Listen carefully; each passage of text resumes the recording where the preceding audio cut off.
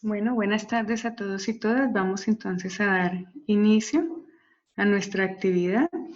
Quien les está hablando es Daisy Arrubla, soy docente de la Maestría de Salud Pública y primero pues que quiero agradecerles a todos ustedes por acompañarnos en el día de hoy.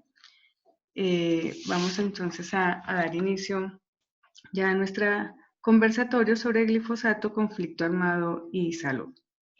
Este conversatorio se realiza en el marco de la asignatura de Desafíos Contemporáneos en la Salud Pública y ha sido motivado, organizado y totalmente empujado por los estudiantes de la Maestría de Salud Pública tercer semestre, a quien quisiera darles en primera instancia nuestros agradecimientos.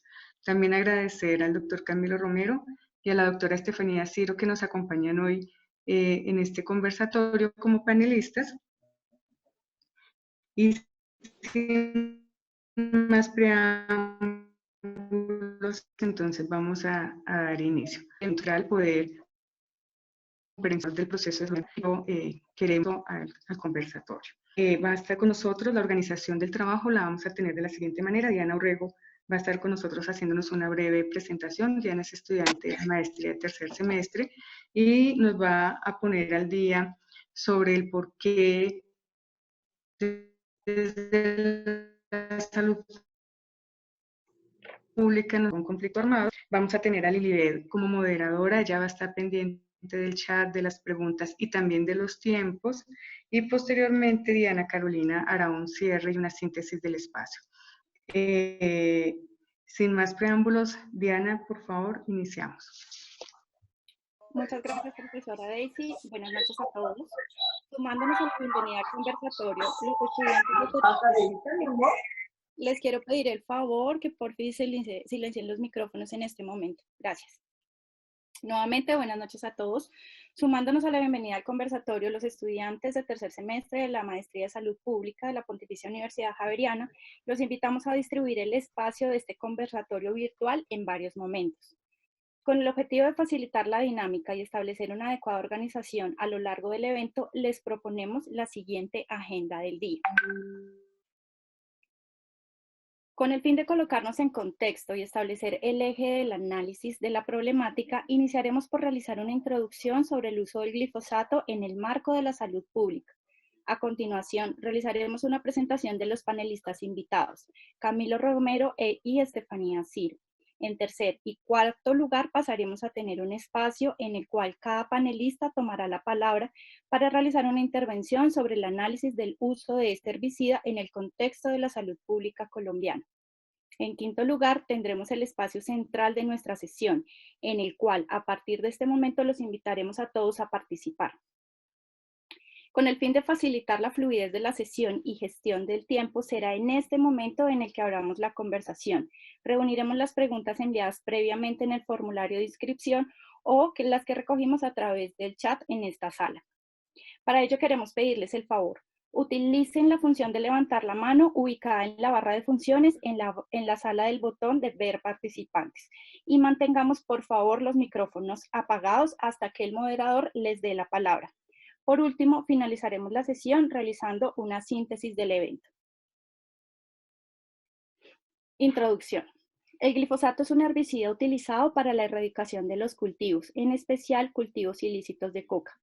Este herbicida se ha asperjado en Colombia desde 1978 con un incremento a partir de 1984 en el marco de una política pública para el control de los cultivos ilícitos y el cumplimiento de los acuerdos establecidos con el gobierno de Estados Unidos.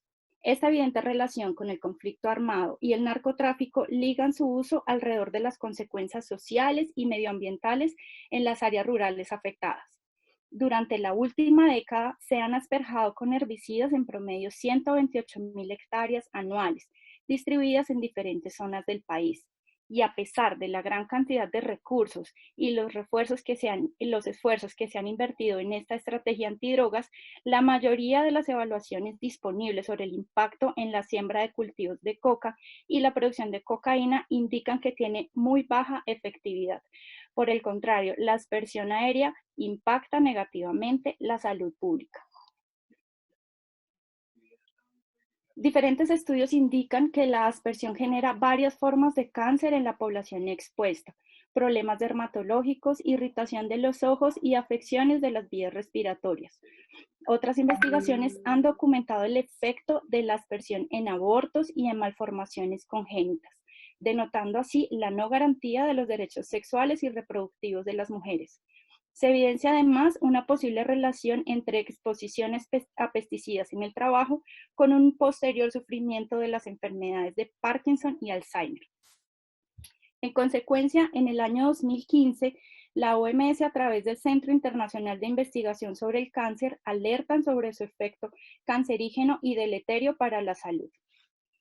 Por otro lado, sobre el medio ambiente se han documentado bastantes efectos, como son la contaminación de las fuentes de agua y la disminución de la disponibilidad de alimentos. Además de lo anterior, es importante tener en cuenta que la población directamente afectada por las aspersiones con glifosato son los campesinos, lo cual se suma a su condición de vulnerabilidad social, política y económica, que en muchos casos los obliga a recurrir a los cultivos ilícitos como medio de ingresos económicos. A pesar que desde octubre de 2015 Colombia suspende el uso de glifosato como método de erradicación de la coca y que en el año 2017 un fallo de la Corte Constitucional prohibió cualquier posibilidad de que vuelva a utilizarse, a finales de junio del 2018 el expresidente Santos anunció los avances del gobierno para retomar la aspersión con glifosato. Esto como respuesta al aumento de los cultivos de coca en el país, que según el último informe de la Oficina de Política Nacional para el Control de Drogas de Estados Unidos en 2017, alcanzaron 209.000 hectáreas, tendencia no vista en más de 15 años, con un consecuente enriquecimiento de su comercialización ilícita y fuente de financiación de grupos al margen de la ley. En este conversatorio abordaremos por tal motivo la relación entre el uso de este herbicida, el conflicto político y social alrededor del narcotráfico y el impacto ambiental, social y sobre la salud del mismo.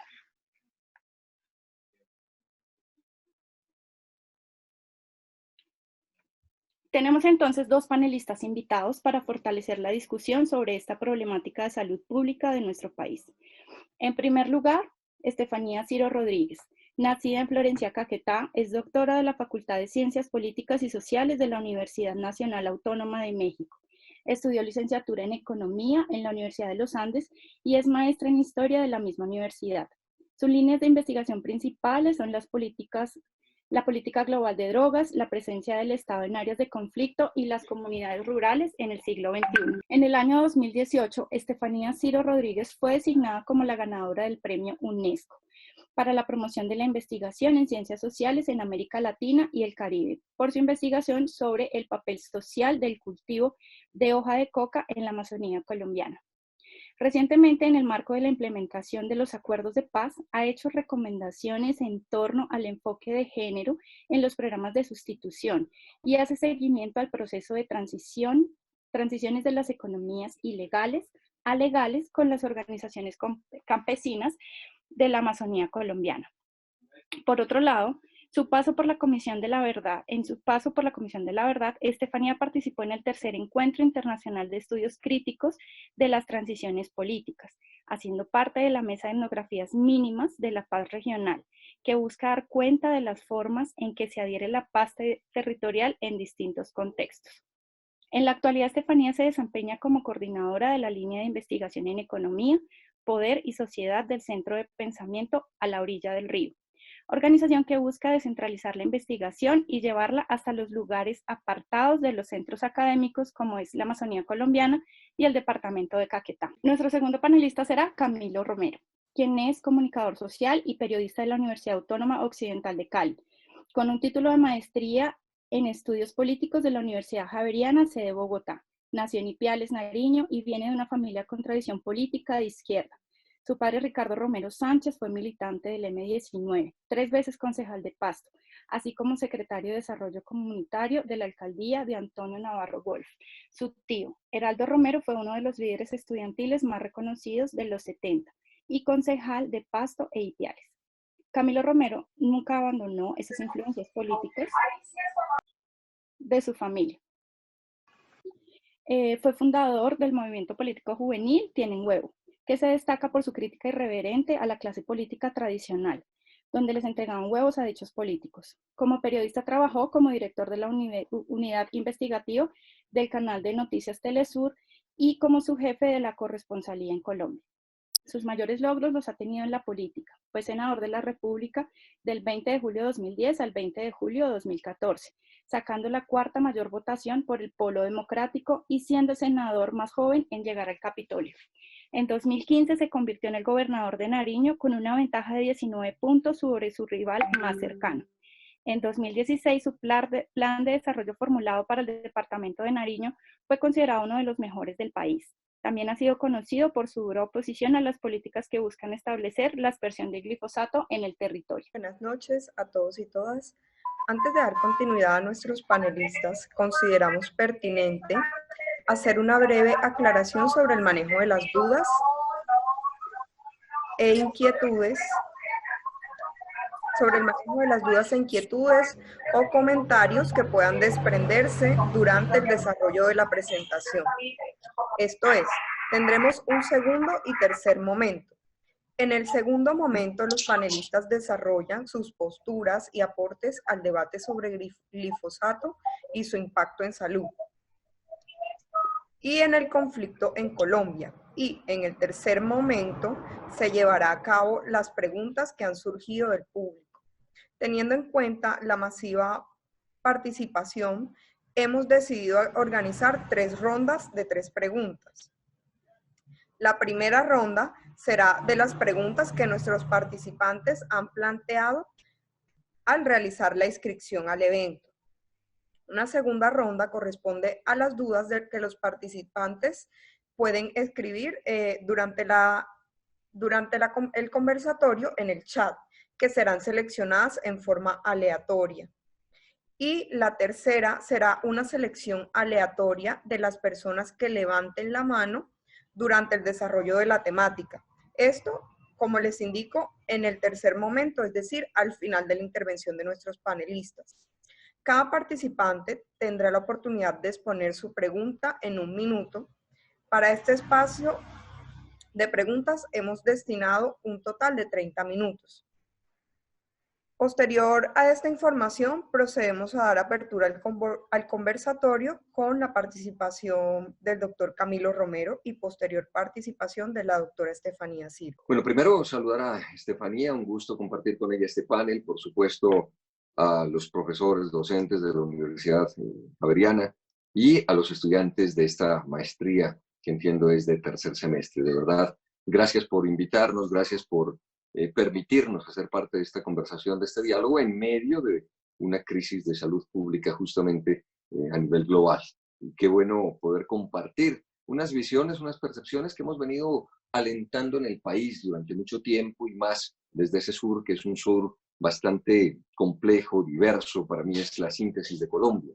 Así es que enmarcaré mi intervención con 3 elementos claves frente al tema del glifosato. Esto digo, lo he venido insistiendo al país. Creo que es pertinente mencionarlo porque detrás de todo esto lo que hay es una lógica de poder, una lógica de gobierno que no obedece a una lógica básica, a una lógica elemental, a una lógica ciudadana frente a decisiones que van sobre todo estas en contravía del ambiente, de la vida, en cualquiera de sus manifestaciones. Lo primero que hay que advertir, ustedes hacían una buena introducción de desde cuándo se empezó a asperjar glifosato en nuestro territorio, qué es lo que eso ha causado en términos de salud. Yo entiendo que el debate puede darse desde varias aristas. Una eminentemente científica, por supuesto, habrá otra de carácter frente a la salud, frente al ambiente, pero permítanme a mí hacer una un poco integral, tal vez social política, de lo que significa el uso del glifosato para nuestro país. Lo primero que hay que advertir es que el glifosato es dañino y ustedes pues podrán dar fe de eso dentro de lo que han presentado. Y hay varias posturas, hay varias posiciones frente a eso, pero la Organización Mundial de la Salud, organizaciones internacionales, incluso la propia justicia norteamericana, ha fallado en casos a favor de quienes han demandado a las empresas fabricantes de glifosato por haber sido perjudicadas en el uso de este herbicida. En este sentido, lo primero que quiero advertir es que el glifosato es dañino. Y cuando digo que es dañino, estará el debate, por supuesto, en materia de salud, en materia ambiental, en el debate científico al respecto, pero a mí me corresponde un debate que me parece vital, es el de la comprobación y el de la demostración. Y no puedo sino acudir a una realidad que nos ocurrió hacia el año 2008. Al departamento de Nariño lo fumigaron durante 10 años y entre esos años, fumigando el departamento de Nariño, asperjando ese territorio, pues llegaba glifosato al vecino país del Ecuador. Ecuador toma una postura de defensa ambiental, de defensa de su territorio, de defensa de su gente, y después de diálogos fracasados, interpone una demanda internacional a Colombia. ¿Y qué ocurre en esa demanda internacional? Porque en el contexto que ustedes hacen, en unos antecedentes claros que ustedes ponen allí, hay que decir lo que ha sido una lógica de estos gobiernos, no solo del último gobierno. Es decir, ha habido una lógica persistente de estos gobiernos que, por supuesto, cada vez demuestran menos autonomía o al menos demuestran menos interés de ser gobiernos para las mayorías nacionales, sino que obedecen a unos intereses muy particulares y en ocasiones, y parece ser el caso con el tema del glifosato, lo digo de una vez, incluso como imposiciones de otros intereses, incluso internacionales. Cuando digo que es dañino, entonces, ¿qué ocurrió con el vecino país del Ecuador? Esa demanda nos lleva a una conciliación entre estados, el estado ecuatoriano con el estado colombiano. Y allí Colombia reconoce los daños que le ha causado al vecino país del Ecuador y llega a 2 acuerdos puntuales. El primero, ojo que estoy diciendo que el glifosato es dañino y que el Estado colombiano reconoce que el glifosato es dañino. Y ocurre en ese diálogo con el vecino país del Ecuador, primero pagando $15 millones de los daños causados al vecino país, y segundo, Ecuador impone una franja de protección en el territorio colombiano, es decir, el vecino país protegiendo nuestro territorio de la aspersión con glifosato para evitar que llegue una gota de glifosato al territorio ecuatoriano. Esa es una realidad evidente. Yo quiero señalar, insisto, que pueden haber muchas aristas del debate. A mí me corresponde esta, y es que el Estado colombiano aceptó pagar en una conciliación a un vecino país que es Ecuador un dinero por reconocer que el glifosato hizo daño en ese territorio ecuatoriano.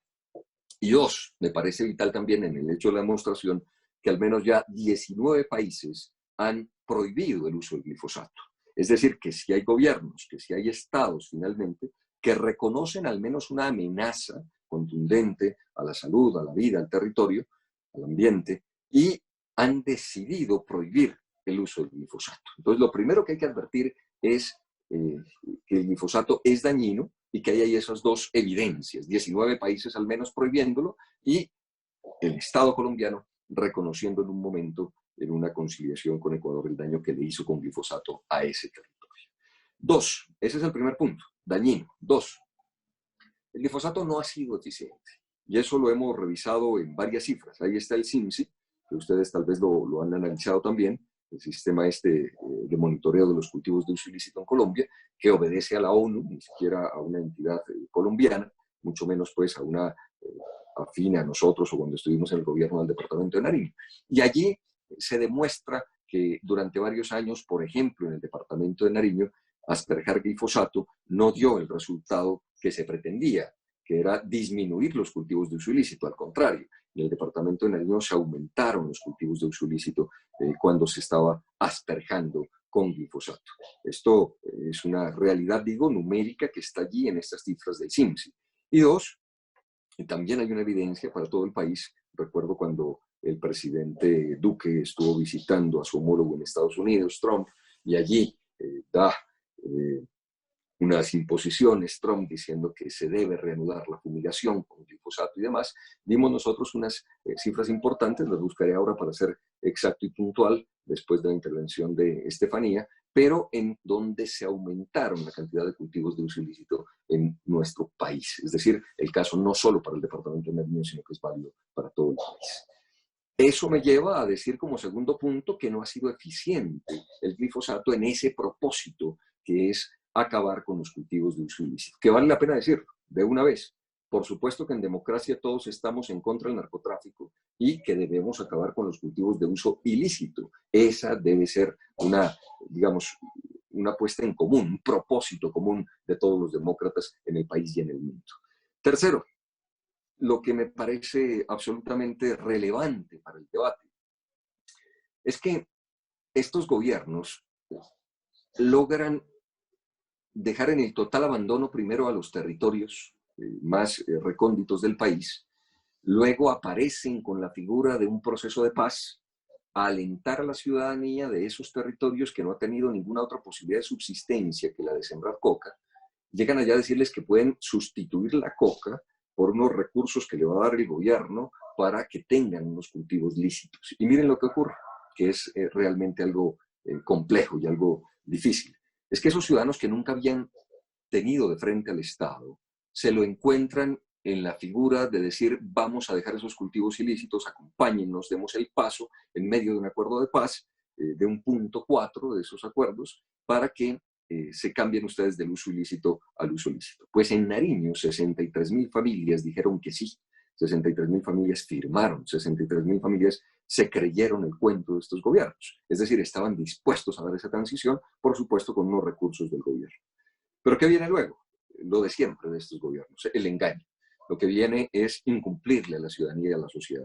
Yo quiero que por algún momento, al menos de empatía, ustedes se pongan en el lugar de estas personas que sobreviven sembrando coca y llegan a un acuerdo, a un preacuerdo con el gobierno.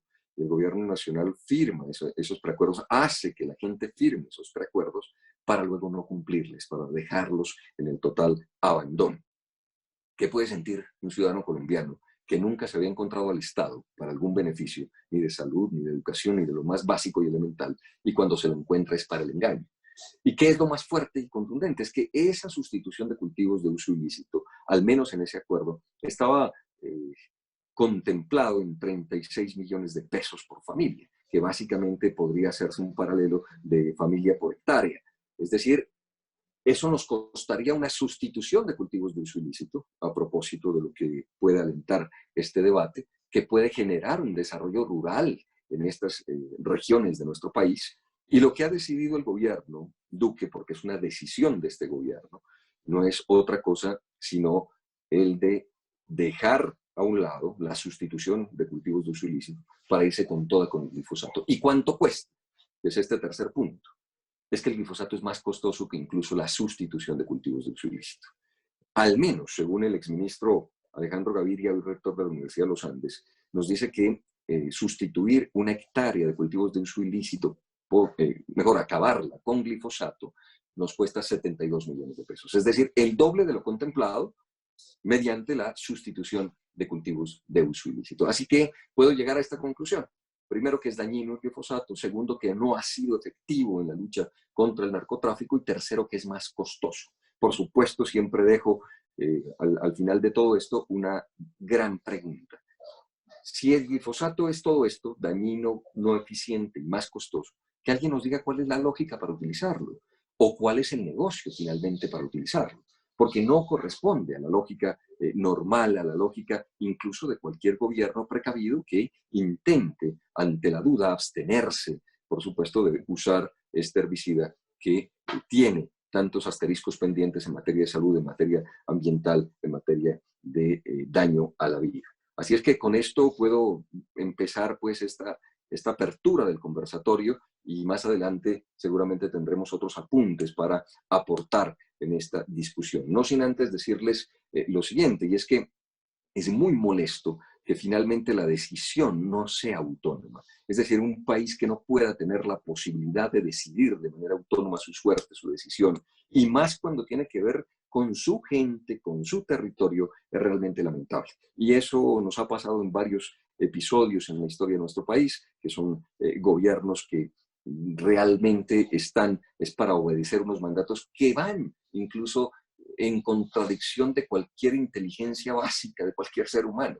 Es decir, es evidente que ha fracasado en el mundo la lucha contra las drogas, que no puede ser solo una responsabilidad de nuestra gente y nuestro territorio para que aquí se quede la pobreza, el hambre, las dificultades, la miseria, la guerra, la muerte, la sangre, y en otros lugares no pasa nada. Es decir, quiero plantear de telón de fondo es que aquí se debe asumir esto con tal responsabilidad, que se entienda que no podemos echarle la culpa a los mandatarios locales de esos territorios, sean alcaldes, gobernadores. Miren, en el caso de Nariño, teníamos 1.2 billones de pesos para todo en un año, mientras el Ministerio de Defensa tiene 35 billones de pesos y nos piden que nosotros resolvamos no cualquier problema, el problema del narcotráfico, que por supuesto no es un problema ni de Nariño ni de un municipio, sino que es un problema global.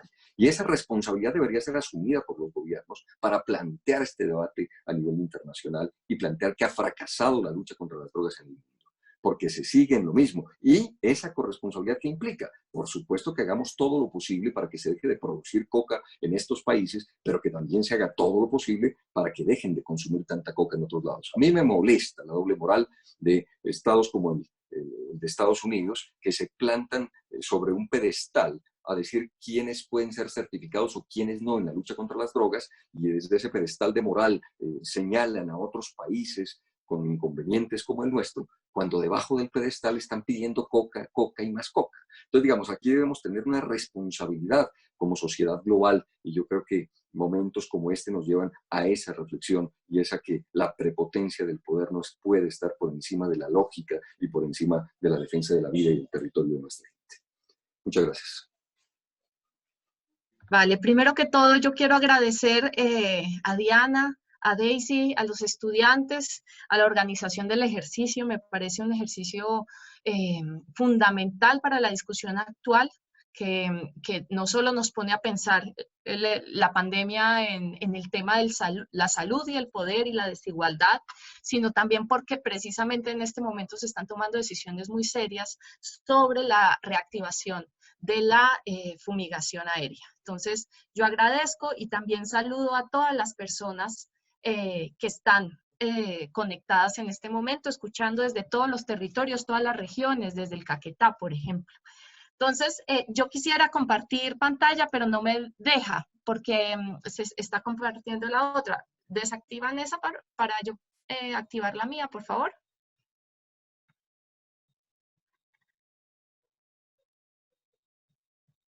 Sí, señora, ya lo vamos a hacer y ya te damos Súper. campo para que tú la puedas compartir.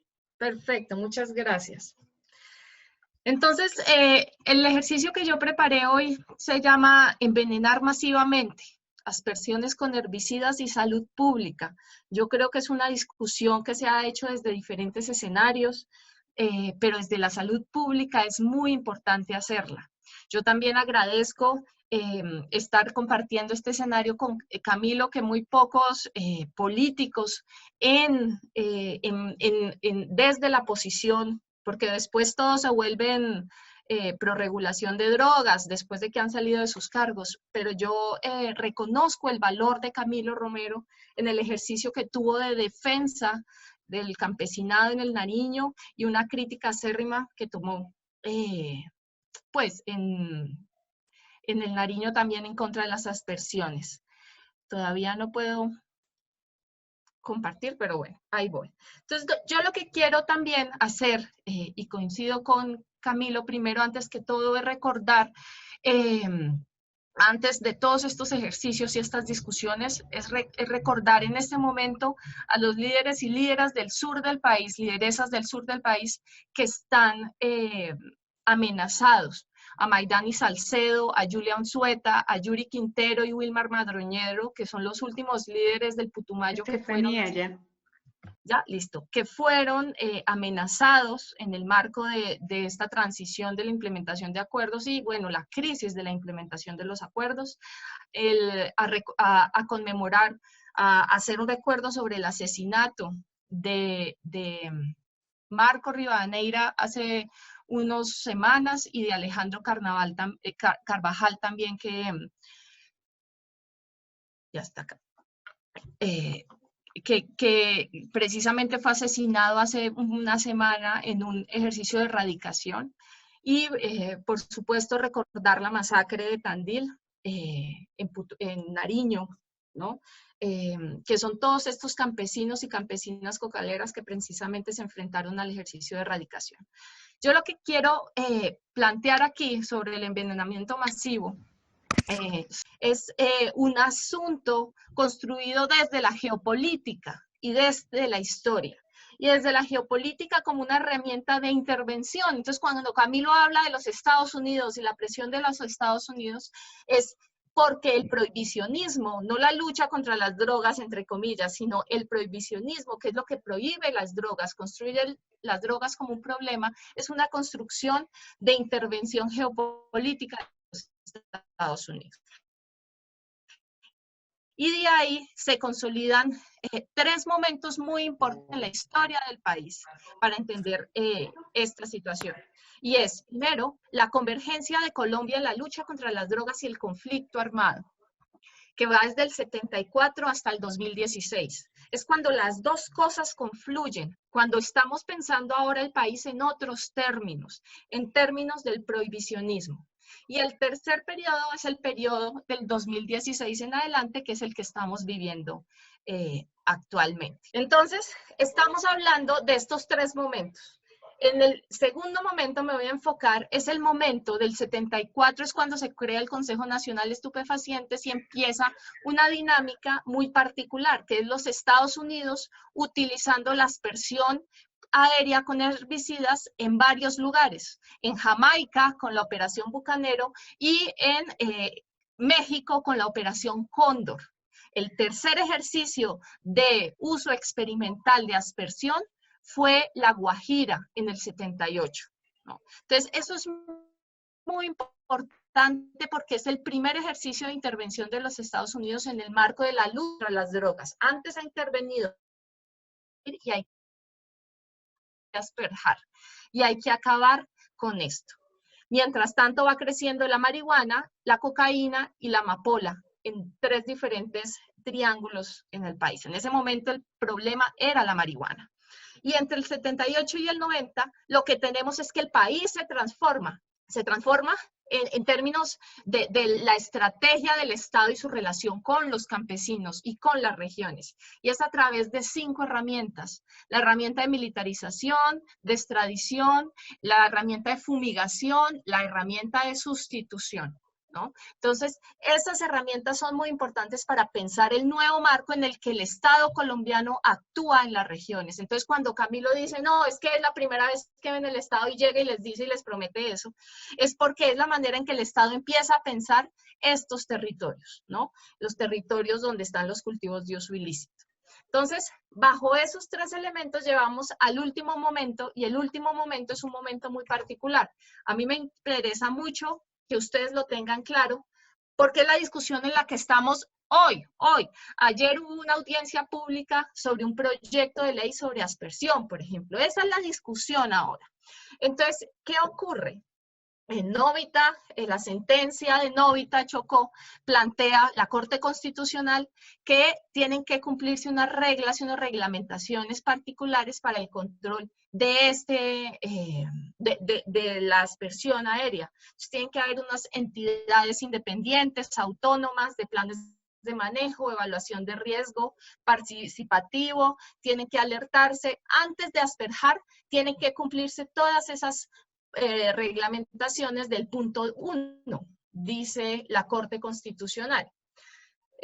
Esto se hace en el marco en el que, pues ustedes saben, en el 2015 Santos suspende las aspersiones y ahorita entre diciembre y enero, cuando estábamos en vacaciones, Duque saca el decreto de reglamentación de eso que había dicho la Corte Constitucional. ¿Y qué dice?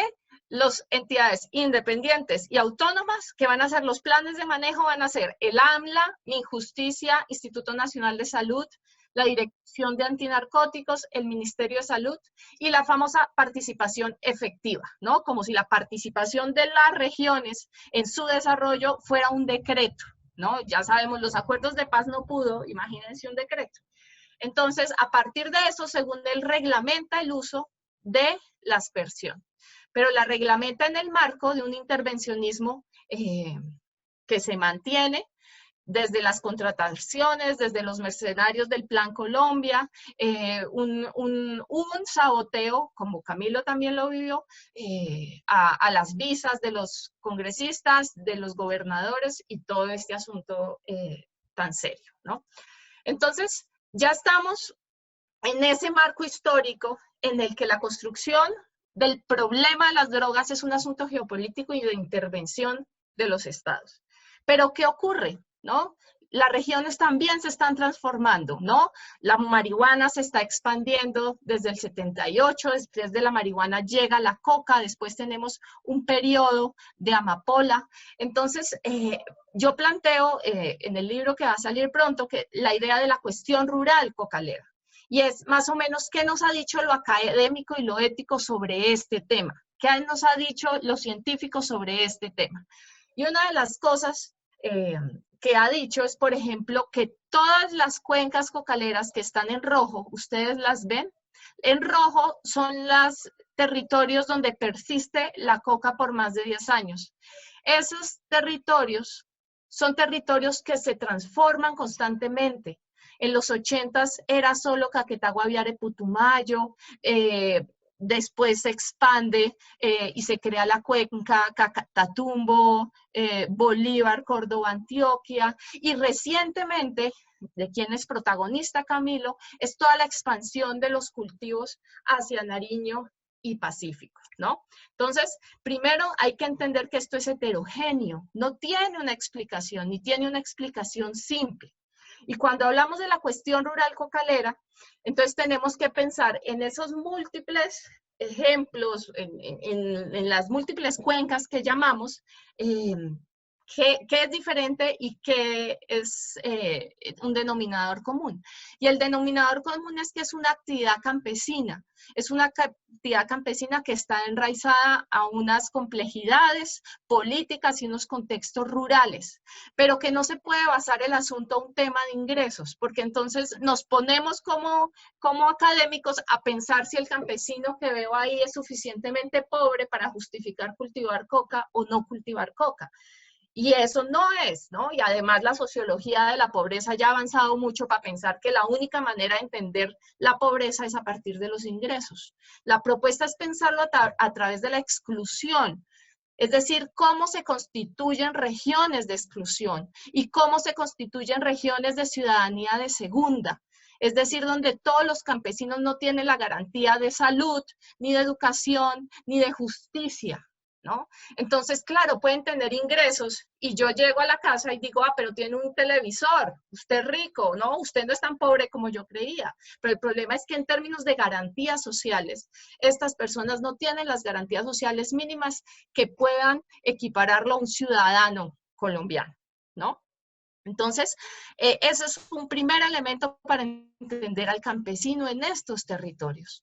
Y segundo, es que además estos territorios tienen unas dinámicas económicas particulares que responden a dos cosas. Primero, a unas economías campesinas que cada vez tienen que competir de una manera más agresiva con las dinámicas globales de producción de comida. Los principales productores de comida son Estados Unidos, Argentina y Alemania, por ejemplo, ¿no? Entonces, ¿usted cómo está comparando un campesino de estos territorios con un productor de comida en estos otros países? Entonces, ¿qué tiene que hacer el campesino? Pues vivir en un territorio, en un contexto en que le va a costar mucho más todo, porque no producen comida, la coca, pues producen coca, entonces todo depende de los ingresos monetarios que le dé la coca y todo el comercio cuesta mucho más, por ejemplo, y depende de agroquímicos además. Entonces, es muy difícil pensar estos territorios como si fuera un campesino,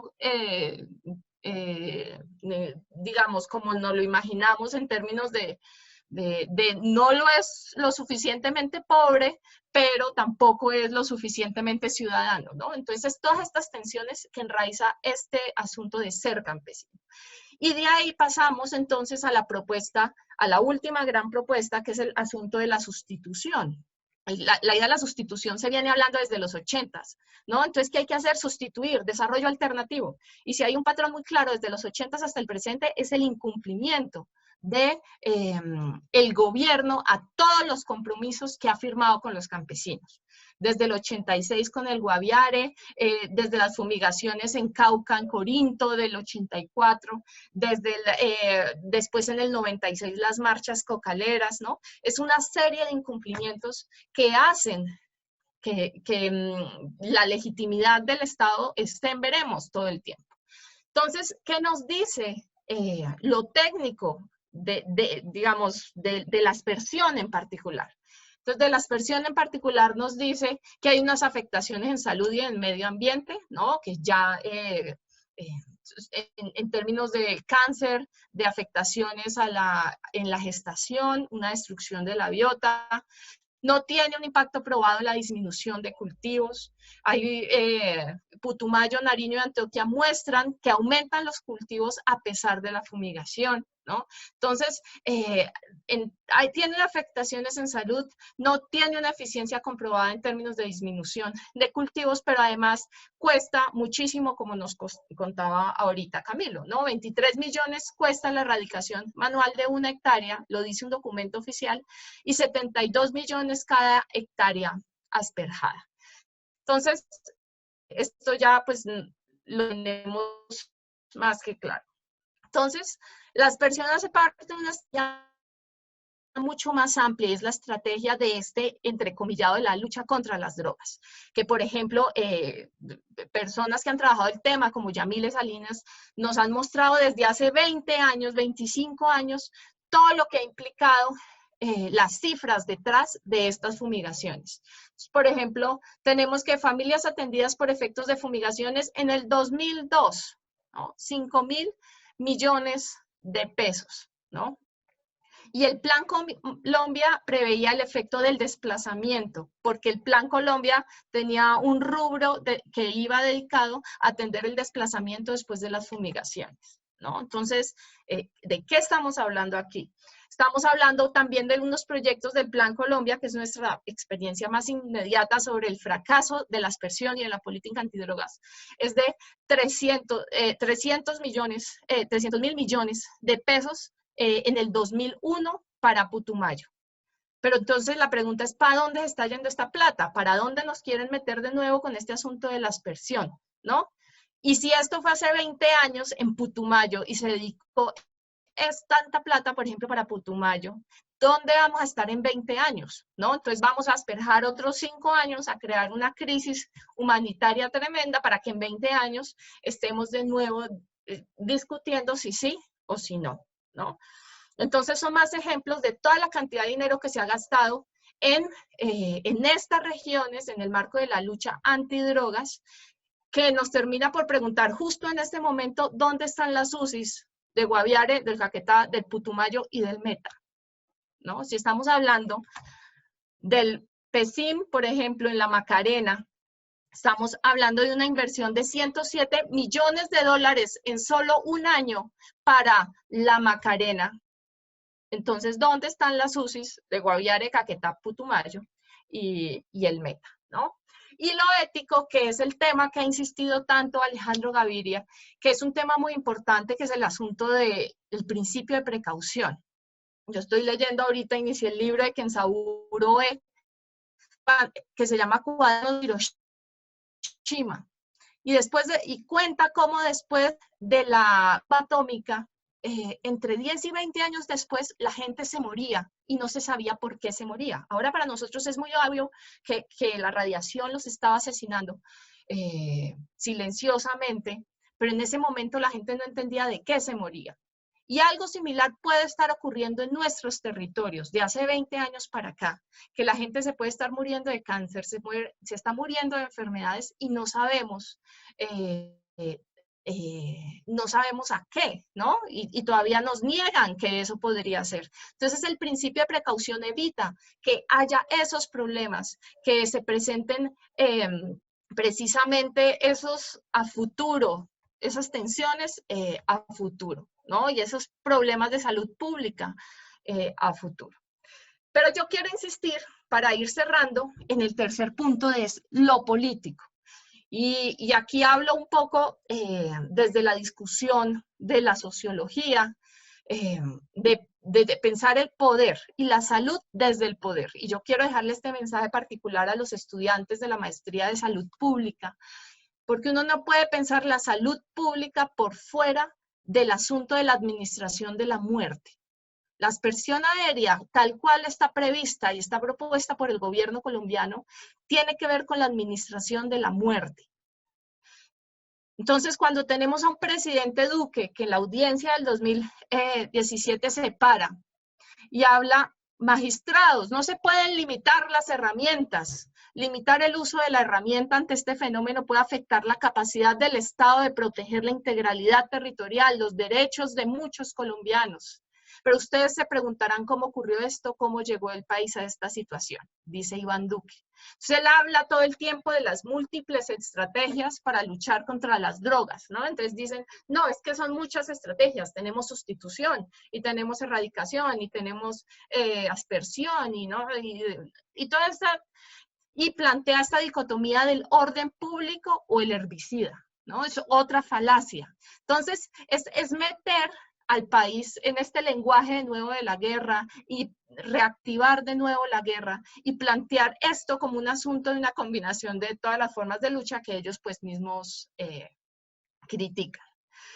Pero entonces en este momento en Colombia, cuando ustedes ven a Ciudad Bolívar reventándose por hambre, cuando ustedes empiezan a ver toda la crisis, no solo de salud pública, sino también de hambre que hay y que está sufriendo el país actualmente sobre la situación que se está viviendo. Cuando ustedes empiezan a decir, ¿quién puede tener acceso en este país a una UCI, a un respirador? Entonces es la discusión que quiero dejar aquí en la mesa. Y es que en este país y en el mundo, pero en este país en particular, en este régimen de excepcionalidad de reglas, salvarse, enfermarse o morir dependen de profundas desigualdades de clase y de divisiones regionales y sociales. Es decir, tememos por igual al virus o al sistema de salud o al hambre. No tememos igual, porque por ahí hay unas divisiones muy claras que plantean cómo se muere, ¿no? Entonces, la política de aspersión de Duque es una política que plantea la administración de la muerte, ¿no? Pasamos en el envenenamiento masivo como la administración de la muerte. Entonces, estos órdenes de excepcionalidad, que la pandemia nos los hace ver más claro, pero en Colombia se vive en un orden de excepcionalidad constante hace muchas décadas, que permiten desde la política administrar quién tiene derecho a morir y a enfermar y cómo debe hacerlo, ¿no? Y también esta idea de suponer que el riesgo de unos es la salvación de otros. Entonces, para salvar al consumidor en tal lugar, hay que asperjar y enfermar a otros, ¿no? Entonces, esa es como la idea de la salud pública desde la perspectiva del poder que yo quiero dejarles a ustedes. Les quiero dejar para terminar unos horizontes y el asunto es que es la prohibición. Se tiene que prohibir todo el uso de la aspersión aérea en Colombia. La regulación de esta excepción. Hay que hablar en términos de prohibición. No se puede permitir. Colombia es el único país en el mundo que está asperjando. Ni siquiera Afganistán lo hace, ¿no? Esto implica también un cambio en el modelo, pero no solo en un modelo de desarrollo, sino en las regiones perfectamente saben que es un cambio en la manera en que el Estado piensa Colombia, en la manera en que la construcción del Estado se expande, se hace en las regiones del país, ¿no? Y que la construcción de la paz implica la desactivación de la lucha contra las drogas, es decir, el romper la idea de la falacia prohibicionista. Hay una de las cosas que terminó, es que el prohibicionismo es muy exitoso en crear palabras y de un discurso hegemónico. Entonces, por ejemplo, ¿por qué hablamos de fumigar? ¿No? ¿Fumigar es para qué? Para matar plagas. ¿Cómo asumimos que la coca es una plaga o que los campesinos son la plaga? ¿No? Nosotros tenemos eso tan internalizado que lo usamos sin pensar. Entonces, ¿cómo pasar de la fumigación a la aspersión? pero también pasar de la aspersión al envenenamiento masivo, que es la dimensión del poder de esto y la desigualdad de esto. Cuando hablamos de aspersión aérea no estamos hablando más que de envenenamiento, tanto humano como no humano, masivo, ¿no?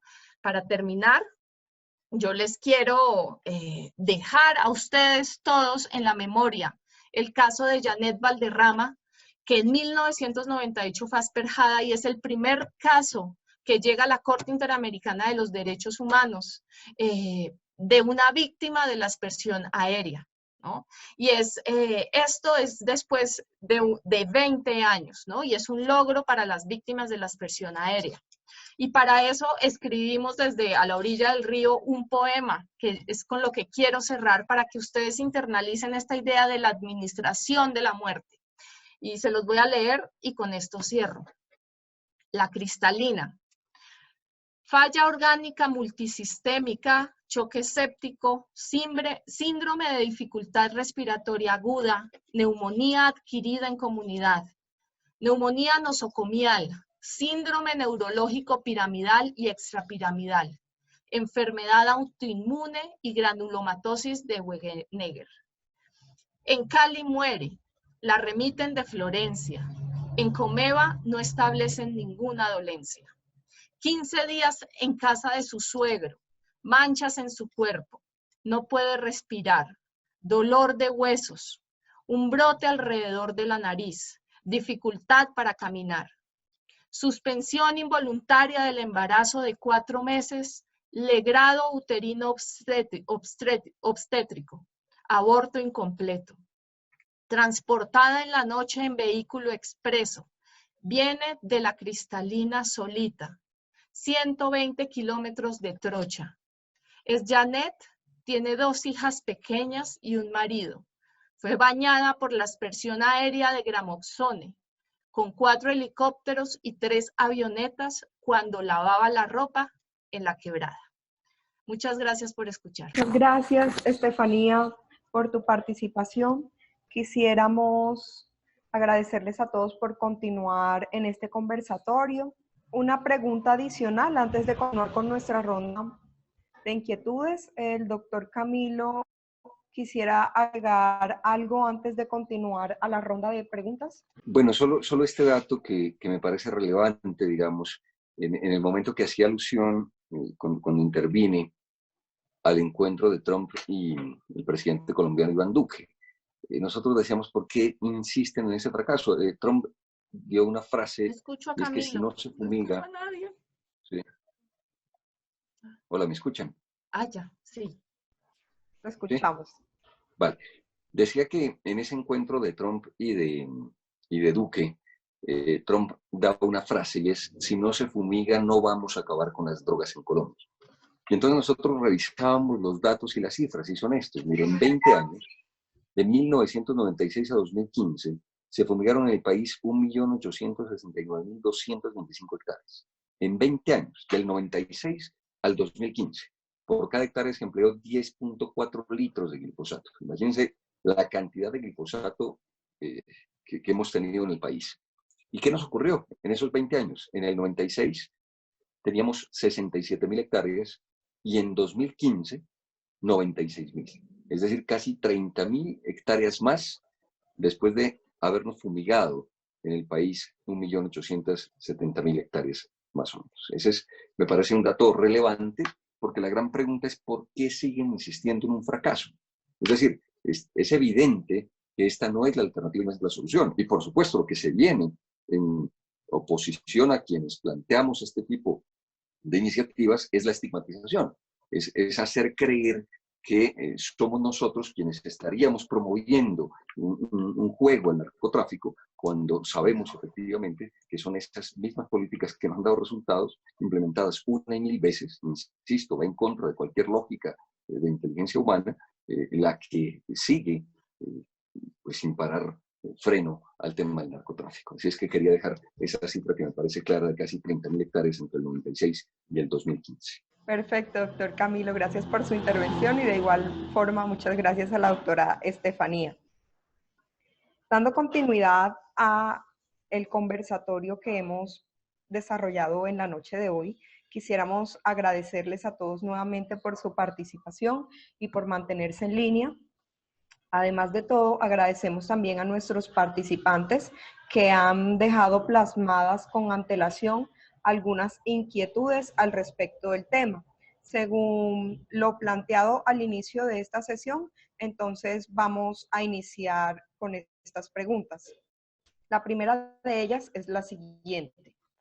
Nos preguntan, teniendo en cuenta que en gran proporción las personas que cultivan coca son campesinos y campesinas en zonas rurales dispersas del país, esto ha dado como resultado sus problemas socioeconómicos y además la aspersión del glifosato impacta en forma negativa la salud de estos campesinos y sus medios,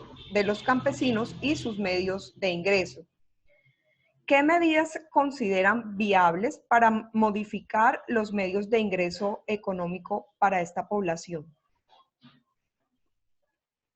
La siguiente pregunta es, ¿los sistemas de salud de los departamentos más asperjados por glifosato han establecido medidas de atención y prevención a personas afectadas por glifosato desde su conocimiento? Y una tercera pregunta para finalizar esta ronda.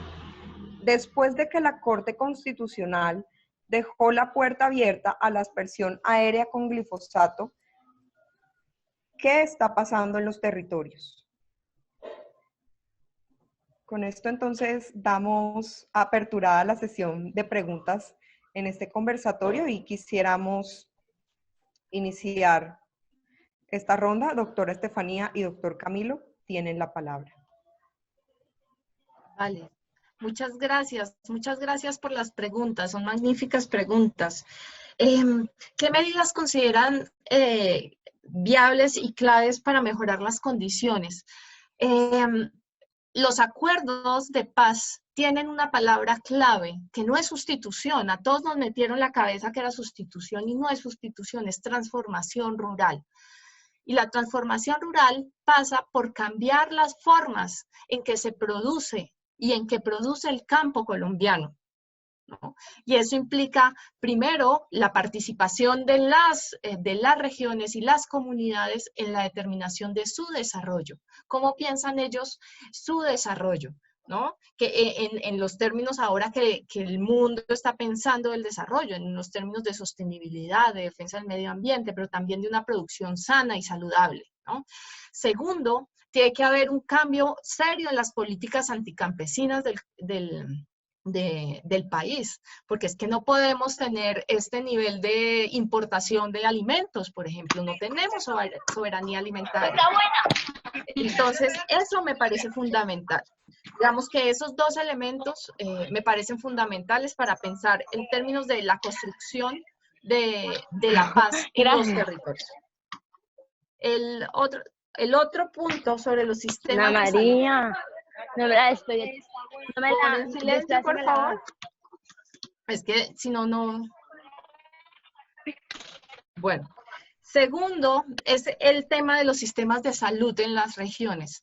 Estamos hablando de unas regiones donde si acaso hay un puesto de salud, si acaso hay un promotor de salud, pero no hay ninguna atención. Lo que pasa cuando se asperja es que si no se tienen las pruebas de inmediato, es muy difícil que los campesinos vayan, agarren el agua, tengan las pruebas, regresen. Los jueces en los territorios a veces son muy estrictos en las pruebas y en las evaluaciones que reciben de los campesinos sobre si los asperjaron, si no, si tenían coca o no. Tal vez ellos no tienen coca, pero el vecino sí, y traer la fuerza pública o la institucionalidad a revisar también hace difícil que se evalúen esas cosas. Pero ahí es donde entra la ciencia. Entonces, ¿dónde están los microbiólogos de este país evaluando el suelo y planteando esperanzas de recuperación de esos suelos, ¿no? Entonces, ¿cómo estamos ideando estrategias desde la academia para ir a evaluar todos los suelos que conocemos que asperjaron hace 5, 10, 20 años para hacer una evaluación y decir si aquí asperjaron, aquí no? ¿Cómo pensar eso. Entonces, claro, cuando no hay ni justicia ni ciencia, imagínate el sistema de salud. El sistema de salud no está preparado para recibir esas quejas y para atender esos llamados. No obstante, sí hay muchas señales de que la gente cuando ocurrió esto se movilizó. Y hay muchos relatos en Chocó, en el Caquetá, en Putumayo, que cuando llegaban las personas, la gente se movilizó. Y se movilizó a las personerías y a la Defensoría del Pueblo. Y fue la personería, por ejemplo, de Novita en Chocó la que hace esta tutela que llega como sentencia a la Corte Constitucional, por ejemplo. Es el personero. Entonces, aquí está la responsabilidad de los personeros durante 20, 25 años que recibieron todas estas quejas de estas poblaciones. ¿Qué pasó con todas estas quejas, no? Entonces, digamos que sí hay que hacer una evaluación no solo del sistema de salud, sino de toda la institucionalidad que debe estar garantizando la vida y